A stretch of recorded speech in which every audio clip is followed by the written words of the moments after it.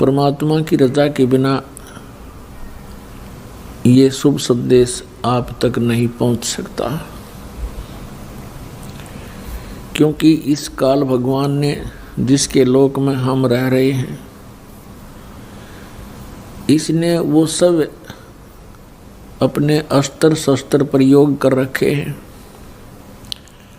जिससे हम परमात्मा से दूर रहें, परमात्मा की भक्ति हम ना करें। बाकी कुछ भी करो उसमें बड़ा प्रसन्न रहता है। ये मन कौन है? ये काल है, ज्योत निरंजन है, ये उसका एजेंट समझो। ये नहीं चाहता कि ये आत्मा कल्याण करवा जा,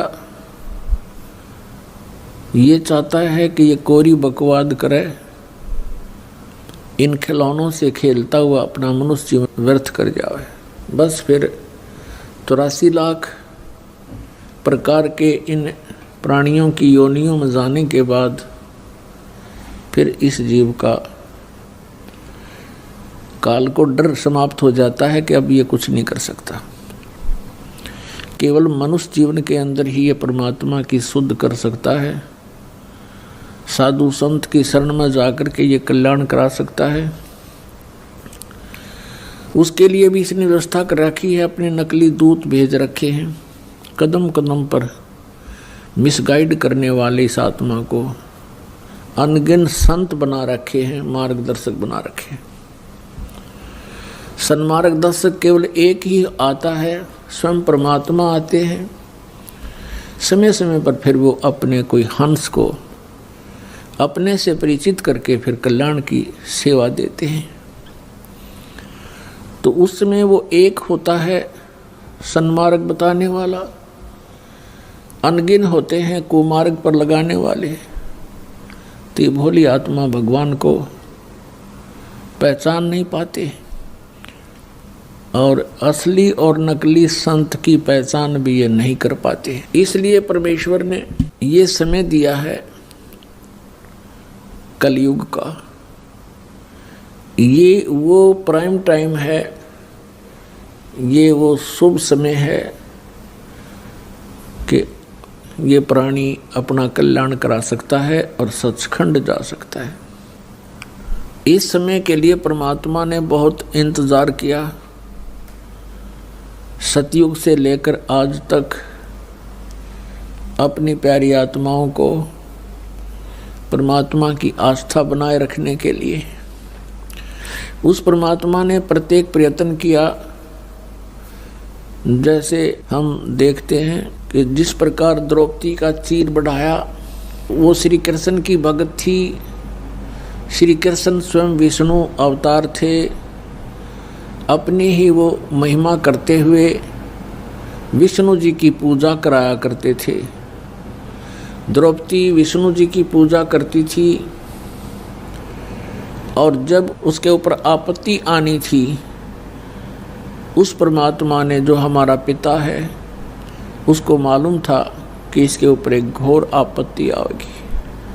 उससे पहले स्वयं ही एक साधु रूप बना करके द्रौपदी को मिले, जब वो स्नान करने के लिए दरिया पर गई हुई थी, गंगा पर गई हुई थी, और वहाँ एक लीला की, एक सूरदास की, अंधे महात्मा की, और द्रौपदी ने अपनी साड़ी में से एक कपड़ा फाड़ के दरिया में डाला था, क्योंकि साधु की लंगोटी बह गई थी जल में, वो गहरे जल में खड़ा था शर्म का मारा। उस एक 9 इंच की साड़ी के टुकड़े के बदले में उस परमात्मा ने आशीर्वाद दे दिया, बेटी तने आज मेरी इज्जत रखी है, परमात्मा तेरी इज्जत रखे, तुझे घनाई कपड़ा देवे। जिस समय दुशासन ने द्रौपदी का चीर हरण करना चाहा, उस समय उस आत्मा ने पुकार की अपने इष्ट देव की और गुरु की। गुरु से पुकार की जाती है, श्री कृष्ण के नाम से पुकार की, उसके आत्मा की पुकार कहाँ जाती है? धर्मराज के दरबार में, जहाँ इसके संचित कर्म होते हैं। तो वहाँ जब जाते ही पुकार धर्मराज के दरबार में, वो फाइल खुल जाती है उस आत्मा की। फिर देखता है इसके कोई ऐसे पुण्य हैं जिसके कारण मैं इसकी मदद करा सकता हूँ। उसमें मिला कि इसने एक साधु को कपड़ा दिया था और इसके प्रतिफल में तो बहुत कुछ दिया जा सकता है। तो वहाँ धर्मराज के दरबार से वहाँ से एक उसका रिफ्लेक्शन आया श्री कृष्ण जी के अंदर। श्री कृष्ण जी वहाँ रुक्मणी के साथ शतरंज खेल रहे थे अपने घर पे, और उन्होंने अनंत कहा ऐसे हाथ ऊपर न करके। रुक्मणी ने कहा कि आप शतरंज के अंदर ये अनंत क्यों कह रहे हो? अपने आत्माओं करय करावे साइया मन में लहर उठा, दादू सिर जीव के आप बगल हो जा। अब वो पुजारण थी विष्णु जी की, श्री कृष्ण उसके गुरुदेव थे, और लीला मालिक ने कैसी की। तो जो द्रौपदी का चीर बढ़ा उसके निमित्त परमात्मा पूर्ण ब्रह्म थे। श्री कृष्ण जी तो केवल वर्क डन दे सकते हैं, और वो वर्क करा दिया परमात्मा ने, पहले उसने शुभ काम करा दिया। तो कहने का भाव ये है कि भक्ति को जीवित रखने के लिए इस कलयुग तक परमात्मा ने ये नहीं देखा कि विष्णु का पुजारी है तो कोई बात नहीं, इसकी आस्था बनी रहे। आस्था बनी रहेगी, भगवान की चर्चा चलती रहेगी, तो फिर उस कलयुग तक ये भक्ति जीवित रह जाएगी। तो पुण्यात्मा, अब वो समय आ गया है कि पूरा विश्व पार हो सकता है। मनुष्य शरीर हो और ये सतनाम और सारनाम प्राणी को प्राप्त हो, मर्यादा में रहता हुआ, आजीवन भक्ति करता हुआ सहज में परमात्मा प्राप्ति कर सकता है और अमर हो सकता है। पुण्यात्माओं, सबसे पहले हमने परमात्मा को पहचानना है। आजा बंदे शरण राम की, फिर पाछे पछतावेगा। बालू की भींत पवन का खंबा, कब लग खैर मनावेगा। काल बली तेरे सिर पर बैठा, भुजा पकड़ ले जावेगा। मात पिता तेरा कुटुंब कबीला सारा ही खड़ा लिखावेगा। फिर कहते हैं धर्मराय तेरा लेखा लेगा, वहाँ क्या बात बनावेगा। लाल खम्भ से बांधा जा बिन सतगुरु कौन छुटावेगा। दिया लिया तेरे संग चलेगा, धरा ढक्या रह जावेगा। कहे कबीर सुनो भी साधो, अपनी करनी के फल पावेगा। तो पुण्यात्माओं, हमने करनी ऐसी करनी पड़ेगी जिसका किया हुआ हम शुभ फल प्राप्त कर सके। तो इसमें कहा कि आजा बंदे शरण राम की, फिर पीछे पछतावेगा। अब कौन से राम की शरण हमने ग्रहण करनी है, ये डिसीजन लेना है। आज सुबह के सत्संग में भी आपको जिक्र किया था, यदि हम ब्रह्मा विष्णु महेश की पूजा करते हैं तो ये तीनों नासवान हैं, इनकी भी जन्म मृत्यु होती है। इसके लिए आपको फिर से एक थोड़ा सा हिंट देते हैं। पुण्यात्माओं, ये सच्चाई इतनी गहरी चली गई, दूर चली गई हमसे, हमने झूठ को सच मान लिया। अब वो सच हमारे हृदय में बहुत देर से समाती है, ठहरती है। लेकिन परमात्मा ने ऐसा ज्ञान दे दिया है, इसमें सच्चाई अवश्य स्वीकार्य होगी। इस ज्ञान के आधार से हम परमात्मा को पहचान कर और मोक्ष प्राप्ति करेंगे। तो इसके लिए रह रह कर ये प्रमाण दिखाना अनिवार्य हो गया, क्योंकि कोई पुण्यात्मा प्रथम बार ये सुनता है कि ब्रह्मा विष्णु महेश नासवान हैं, इनकी जन्म मृत्यु होती है, इनके माता पिता हैं, तो एकदम स्ट्राइक होती है कि ये संत मेंटल तो नहीं है, इसका दिमाग खराब तो नहीं हो गया है। लेकिन बात इसके विपरीत होती है। इन अज्ञानियों ने हमें मेंटल बना दिया, अज्ञानी बना दिया, हमारा दिमाग खराब कर दिया, क्योंकि इन्होंने हमारे को शास्त्र विधि छोड़कर शास्त्र के विपरीत ज्ञान भर दिया। और ये सब काल का जाल था।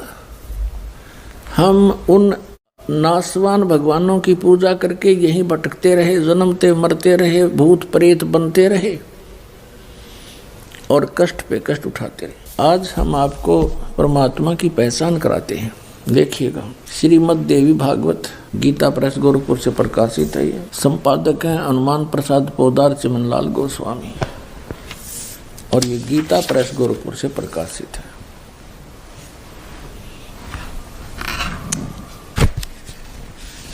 प्रकाशक एवं मुद्रक हैं गीता प्रेस गोरखपुर, गोविंद भवन कार्यालय कोलकाता का संस्थान। ये इनके फैक्स और फोन नंबर। इसके 123 पृष्ठ पर हम ये चंद पंक्ति हैं, इनको पढ़ते हैं।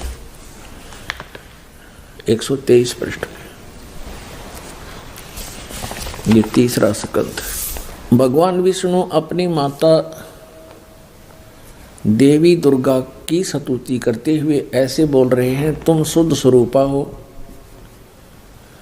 यह सारा संसार तुम्ही से उद्भासित हो रहा है। मैं ब्रह्मा और शंकर हम सभी तुम्हारी कृपा से विद्यमान हैं। हमारा आविर्भाव माने जन्म और तिरोभाव माने मृत्यु हुआ करता है। हमारा जन्म और मृत्यु होता है। केवल तुम ही नत हो, जगत जननी हो, प्रकृति और सनातनी देवी हो। इसमें यह स्पष्ट हो गया कि प्रकृति भी दुर्गा को कहते हैं। जैसे 7वें अध्याय में कहा है गीता में कि मेरी 2 प्रकार की प्रकृति है। एक जीव रूपा तो ये प्रकृति दुर्गा है, बाकी वो 8 प्रकार की जड़ प्रकृति है। भगवान शंकर बोले, देवी यदि महाभाग विष्णु तुम्ही से प्रकट हुए हैं तो उनके बाद उत्पन्न होने वाले ब्रह्मा भी तुम्हारे बालक हुए। अब क्या बताते हैं कि भगवान शंकर कह रहे हैं कि यदि भगवान विष्णु तुम्ही से प्रकट हुए हैं तो उनके बाद उत्पन्न होने वाले ब्रह्मा भी तुम्हारे बालक हुए। फिर मैं तमोगुणी लीला करने वाला शंकर क्या तुम्हारी संतान नहीं हुआ? अर्थात मुझे भी उत्पन्न करने वाली तुम ही हो। सिवे संपूर्ण संसार की सृष्टि करने में तुम बड़ी चतुर हो। इस संसार की सृष्टि सतिथि और संहार करने में तुम्हारे गुण सदा समर्थ हैं। उन्हीं तीनों गुणों से उत्पन्न हम, रजगुण ब्रह्मा, सतगुण विष्णु, तमगुण शिव जी, उन्हीं तीनों गुणों से उत्पन्न हम ब्रह्मा, विष्णु एवं शंकर नियमानुसार कार्य में तत्पर है। पुण्यात्माओं, इस पवित्र सतग्रंथ ने, पवित्र पुराण की 10 पंक्तियों ने 5 कंसेप्ट क्लियर कर दिए, 5 पॉइंट साफ कर दिए। एक तो ये कि ब्रह्मा विष्णु महेश नासवान हैं, इनकी जन्म मृत्यु होती है। दूसरे, इनकी माता दुर्गा है, देवी दुर्गा जी। तीसरा ये हो गया कि दुर्गा प्रकृति भी कहलाती है। रजगुण ब्रह्मा, सतगुण विष्णु, तमगुण शिव जी। चौथा ये हो गया। और 5वां ये हो गया कि केवल नियमित कार्य ही कर सकते हैं, जिसके जैसे कर्म है वैसा ही इनको दे सकते हैं। इसमें ये कोई परिवर्तन नहीं कर सकते। अब ये तो स्पष्ट के ब्रह्मा विष्णु महेश नासवान है, इनकी पूजा करेंगे तो हमें कोई लाभ नहीं, हम अमर नहीं हो सकते। गीता जी अध्याय नंबर 18 के श्लोक नंबर 62 में और गीता जी अध्याय नंबर 15 के श्लोक 4 में कहा है, उस संत से परमात्मा के तत्व ज्ञान को समझने के पश्चात परमेश्वर के उस परम पद की खोज करनी चाहिए, जहां जाने के बाद साधक फिर लौटकर कभी संसार में नहीं आते,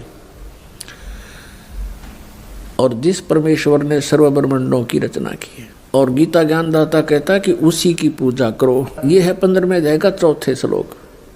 18वें अध्याय के 62वें श्लोक में कहा कि अर्जुन, तू सर्वभाव से उस परमेश्वर की शरण में जा, उसकी कृपा से तू परम शांति को और सनातन परम धाम को प्राप्त होगा। इससे सिद्ध है कि गीता ज्ञानदाता से अन्य कोई और परम शक्ति है, जिसकी साधना करने से जन्म और मरण सदा के लिए समाप्त हो जाता है। अपने विषय में गीता ज्ञानदाता कहता है 2 अध्याय के 12वें श्लोक में, 4थे अध्याय के 5वें और 9वें श्लोक में, गीता अध्याय नंबर 10 के श्लोक नंबर 2 में गीता ज्ञानदाता कहता है, मेरे और तेरे अर्जुन बहुत जन्म हो चुके, तू नहीं जानता मैं जानता। तो पुण्यात्माओं, इससे सिद्ध हो गया कि गीता ज्ञानदाता ये ब्रह्म है 8वें अध्याय के 13वें श्लोक में कहता है ओम इति एकाक्षरम ब्रह्म व्यवहारन माम अनुसमरण ये प्रियाति तजन